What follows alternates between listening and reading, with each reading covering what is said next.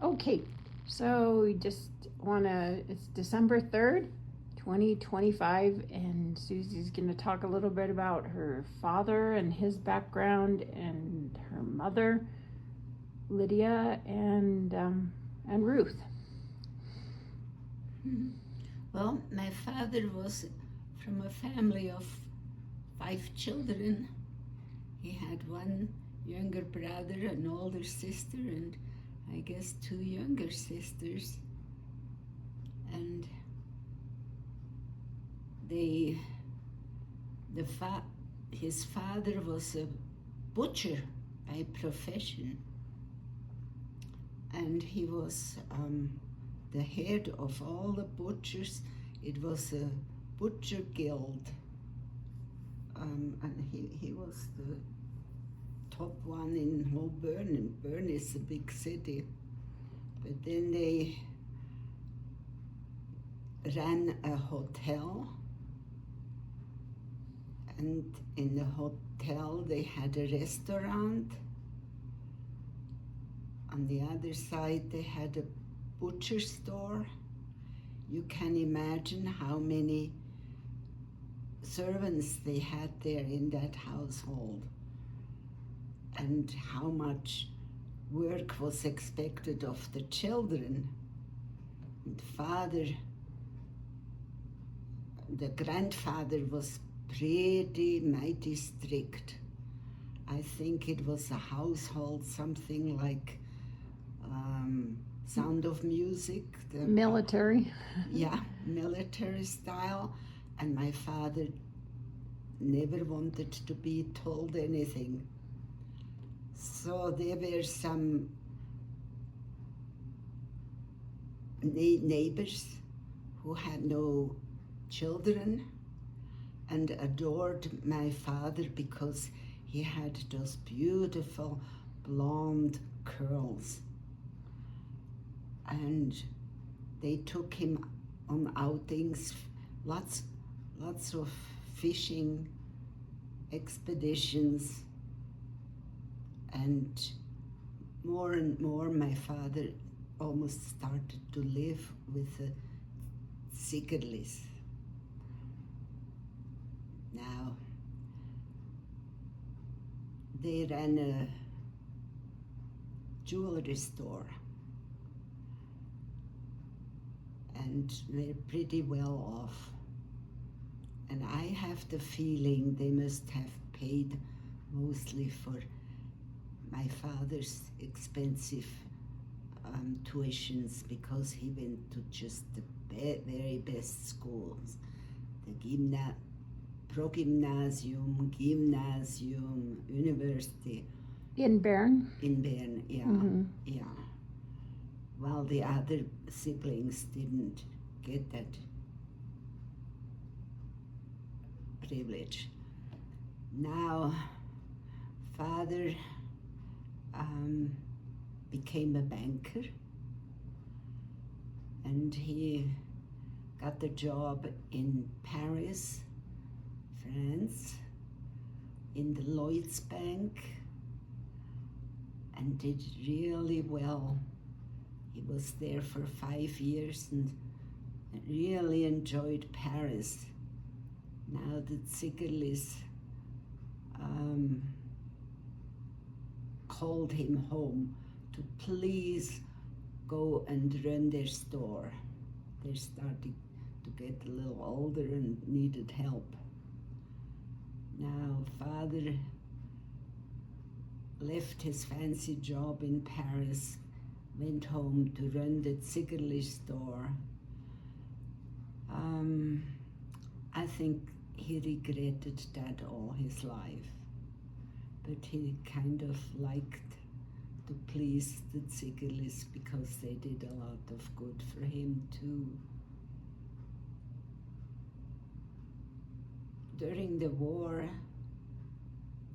that store really blossomed, because even before the war broke out, people started to really buy lots of jewelry.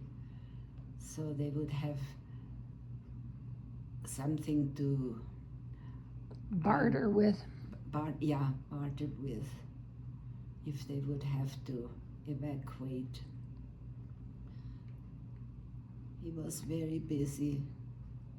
Now, he was a very good dancer, and my mother was a very elegant dancer, and they met at some dance. Mother was divorced from her first husband and had a child, Ruth. She was my sister, 5 years older. Now, I don't know if this made a little bit a clash in his family for him to marry a divorcee. We didn't have very close relationships like I had with my other grandma.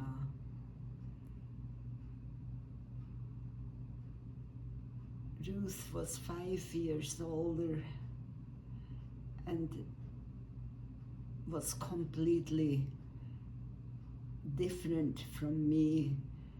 She only liked to stay home and read and read and read. And I was the tomboy, maybe. I liked to play rough with the boys and run around with the neighborhood children. So we were not too close. I love her, and I think she loved me, but a child from a divorced mother had kind of a stigma, and she must have felt that all the time, and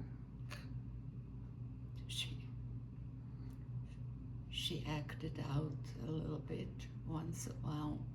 Yeah, must have been hard for her and for you. Yeah. Yeah, you and Ruth in older age were really sweet with each other, and you really helped her through a lot of hard times. Yeah. But she seemed to be favored a little bit because... Yeah, of course my mother felt kind of a guilt trip for her not to have her real father to grow up with, and all the attention was given to Ruth mostly. So yeah, you said that a lot of times you felt pretty lonely, and then you had to go to bed early every night. I remember. My father might have been bipolar. He could be very sweet, but then he would really get very angry and lash out. And to protect us, my mother just put us to bed at 7 o'clock. We couldn't sleep that early, and we would crawl to the window and push open the little shutter a little bit so we could watch the other children still play, while we had to be very quiet and pretend we were sleeping so my father couldn't get irritated. And your father had polio, and he had a miracle with that. He had polio when I was 3 years old. So we children got shipped to grandma during his recovery. And I admire him for his will and strength. Once godmother walked me over to my house. I wasn't allowed to go into the house, but she needed to get more clothes for me. And I listened, and I heard my father scream out, "I'm not going to die, I'm going to live." And that resonated in me. I'll never forget that voice and that determination. And my mother had a nurse. She was a Christian Scientist, and they prayed for my father. And when he recuperated, of course, the people, the nurse thought she cured him with all her prayers. My father said, no, it was the doctors that helped him. And I know it was probably a combination. It was hard when I and Ruth went back to the house. It was hard to see him struggle. When he could sit, finally, he already wanted to stand. And then he wanted to walk. And then he wanted to go down the stairs, and my mother and the nurse said, no, you can't do that. And, oh, yes, he had wooden crutches.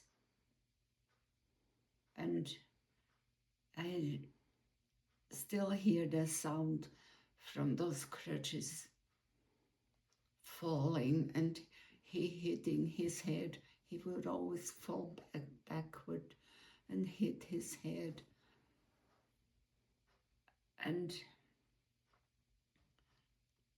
when he finally could go down the stairs, then he walked over to the tramway and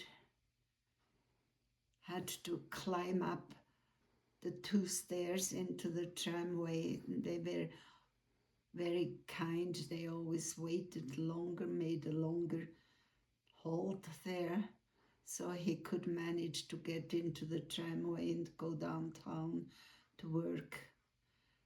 And once he started to work, he has never, ever missed a day of work. Wow.